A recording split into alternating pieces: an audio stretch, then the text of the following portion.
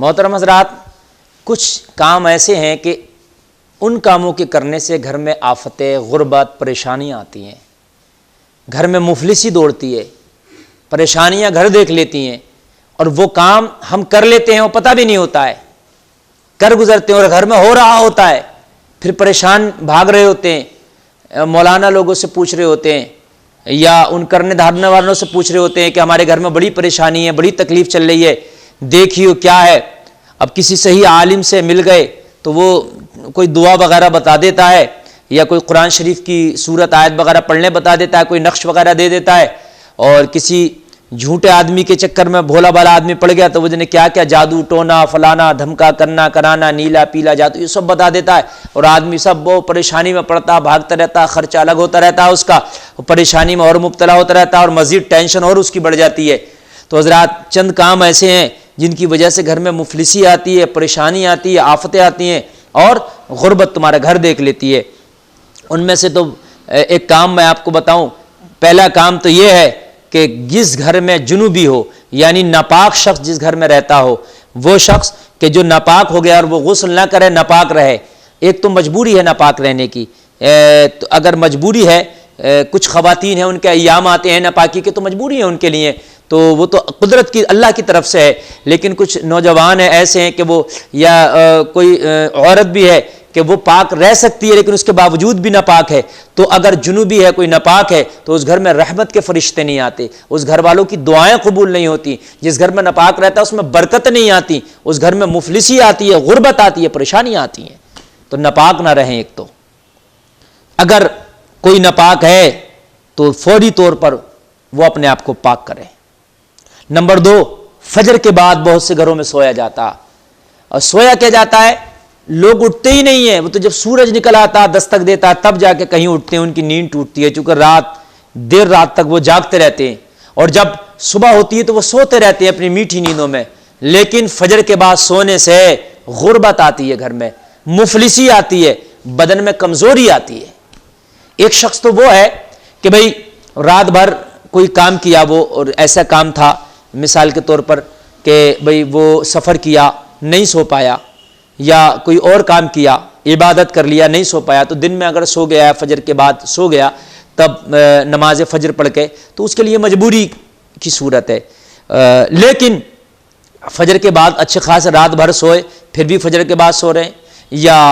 रात भर आप जागे फ्री में बातें करते रहे, मोबाइल पे लगे रहे, फिर फजर के बाद सो रहे हैं, तो मौला अली फरमाते हैं फजर के बाद सोने से जिस्म में कमज़ोरी आती है, बीमारियां आती हैं, बुढ़ापा जल्दी आता है, और फजर के बाद सोने से गुर्बत आती है, मुफलिसी आती है। इसलिए कि रहमत के फरिश्ते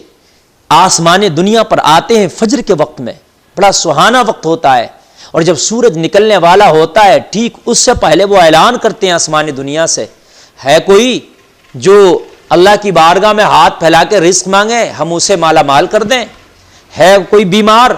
जो रब की बारगाह में इस वक्त उठे, रब की इबादत करे और शिफा मांगे, हम उसे शिफा दे दें। है कोई इस वक्त जो कर्ज से अदायगी मांगे, हम उसके कर्ज की अदायगी का इंतजाम गैब से कर दें। ये वो सुहाना वक्त है, मगर उस वक्त मेरी कौम सो रही होती है, तो ये सोने का वक्त नहीं है, ये काम छोड़ दें। और एक काम और मैं आपको बताऊं, ये जो घर में बिना धुले कपड़े सराहने टांग देते हैं कि हर जगह खुंटी हिंगल हैं और उनमें हमने बिना धुले कपड़े चारों तरफ से घर में टांग दिए, वो लटके हुए हैं, इससे मुफलिसी आती है, इससे भी परेशानियां आती हैं, इससे भी तंगदस्ती आती हैं। आपके बिना धुले कपड़े हैं तो उन्हें वक्त पर धुल लें, और अगर धुल नहीं पा रहे हैं तो समेट के कहीं एक जगह रख दें। जिस घर में बिना धुले बर्तन होता है ना, पड़े हुए हैं किचन में, तो पड़े हुए हैं 2-2 दिन तक बिना धुले बर्तन, उन पर मक्खियां भिनक रही हैं, इन चीज़ों से मुफलिसी आती है, गुर्बत आती है, परेशानियां आती हैं। घर में चप्पल उल्टे पड़े हुए हैं, बहुत से लोग उन पर तवज्जो नहीं देते, इनसे मुफलिसियां आती हैं, गुर्बत आती है। और एक काम और बता दूं, बहुत से लोग उल्टा सोते हैं, उल्टा सोने से कई तरह की परेशानियां आती हैं। उल्टा कभी ना सोएं, और ख़ासकर ये ख़वातीन में ये मर्ज़ ज़्यादा पाया जाता है उल्टा सोने का। एक तो उल्टा जब बंदा सोता है तो उसके ऊपर शैतान हमला करता है उल्टा सोने के ऊपर, और शैतान उसके साथ गलत हरकत करता है, और फिर उल्टा सोकर पेट खराब अलग हो जाता है। आप डॉक्टरों से पूछिए। और फिर खिलाफ सुन्नत है, और उल्टा सोने वाला जो उल्टा सोएगा वो खुराफातों की तरफ ज्यादा माइल रहेगा, इसलिए कि उसके ऊपर शैतान का कब्जा ज्यादा रहेगा। सोने का सुन्नत तरीका तो यह है कि दाहिनी जानिब करवट लें, और दाहिनी जानिब करवट लेने के बाद दाहिना हाथ सर के नीचे रखें इस तरीके से तकिया बनाकर, और उल्टा जो हाथ है बायां वो अपने बाएं पहलू पर रख लें इस तरीके से, और इस तरीके से आप सो जाएं दाहिने पहलू पर। यह सुन्नत तरीका है। इस सोने में फ़ायदा भी है, इस सोने में आसानियां भी हैं। तो ये जो काम मैंने बताया घर में, ये हरगिज़ हरगिज़ ना करें। इनसे मुफलिसियाँ आती हैं, गुर्बतें आती हैं, आफतें आती हैं। और एक काम और है, जिस घर में बुजुर्गों को सताया जाता हो उस घर में आफत आती है, उस घर में परेशानियां आती हैं। जिस घर में बुजुर्गों को, बूढ़े लोगों को सताया जाता हो, उनको तकलीफ दी जाती हो, उनके साथ जुल्म किया जाता हो, तो उनका ख्याल ना रखा जाता हो, तो उस घर में मुफलिसी आती है, आफतें आती हैं, परेशानियां आती हैं,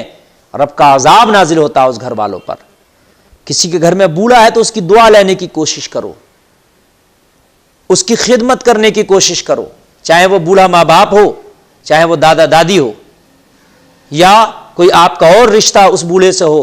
और वो आपके पास रहता है, तो खुदा रहा आप उस पर जुल्म ना करें, उस पर कोई अत्याचार ना करें।